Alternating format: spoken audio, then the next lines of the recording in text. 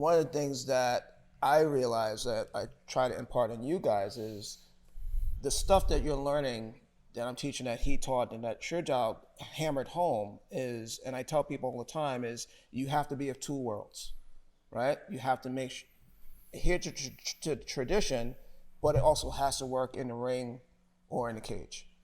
Right? Or anywhere else on the street. Else.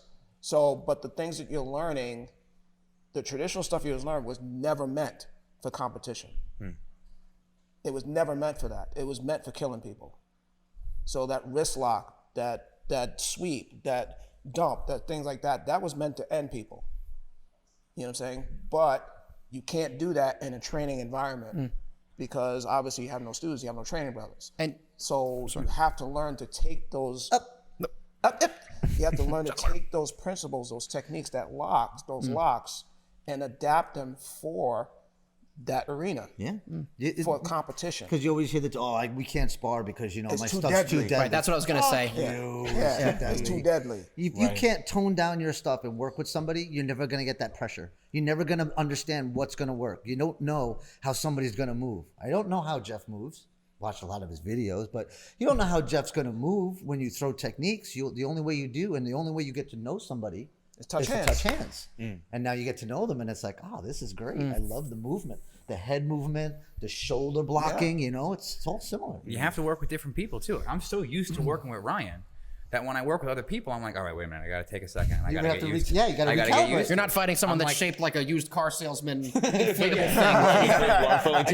thing. I'm sparring with you, and I'm like, sweeps that, we do to each other all the time. I'm trying to get it in. I'm like, his legs are shaped differently. I'm putting my stuff in places, and I'm like, damn it, I'm not getting it off. I'm looking for openings. I'm not getting it. But that's why it's so important that we do things like this, and we get together, and we experience different people, and we humble ourselves and work with new people, So thank you. Yeah. So thank you very much for being here. Now, I know we're getting close.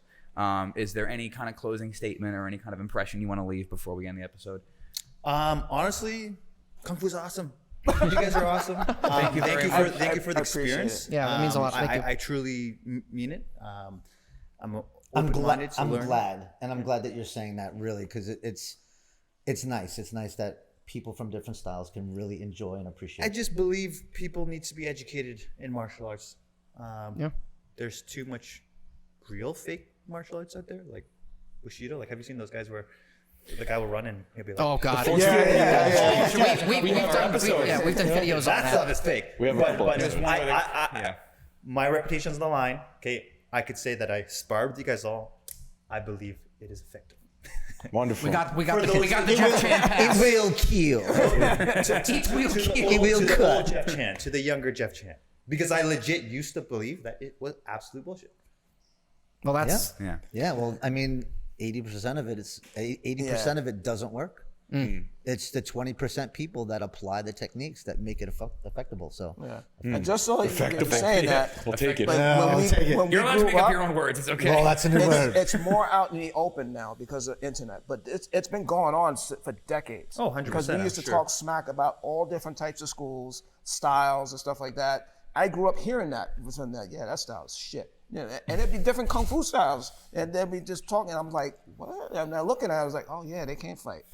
But it's been around. But now it's so much in the forefront because of social media and MMA. And MMA. MMA is a good thing for me, I feel, because it brought out the charlatans. And it brought out, here, does it work or doesn't it work? Proof is in the pudding.